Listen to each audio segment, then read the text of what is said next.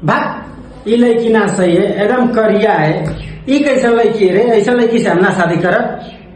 सब ठीक है लेकिन लड़की के नकिए मोट है।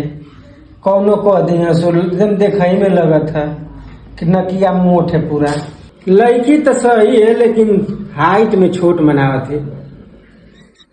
हमारी लायक ना है ना, हमें से ना करब है तो ना बराबर आई। हमारी लायक ना है, का करी कैसनो से कर ले ही। हम तो ना करब करिया लड़की से, हमके लड़की गोर चाहिए। हाँ तनी टोला मोहल्ला गांव में निकलो तो कहाँ सो लड़का देख के बिरटवा बोए। हाँ लड़किया लेके चाट तका से हम करिया है, हमके लड़की गोर चाहिए। करिया है तो उसका क्या मतलब, सरकारी नौकरी करत है ना। हाँ पुलिस वाला है ना, तमके लड़की गोर चाहिए। ढेर भाव खात मुँह तो भगा दस हो रे। सरकारी नौकरी वाला लड़को चाहत है आ कुछ देवहू के नाम।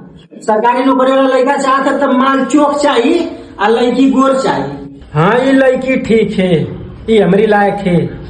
का देत मोसो? हाँ तो 15 लाख रुपया बुलेट अंगूठी सिकड़ी देत हो तो सकार ला। हाँ शादी कर ले, ठीक है उसे शादी कर ले बात। ठीक।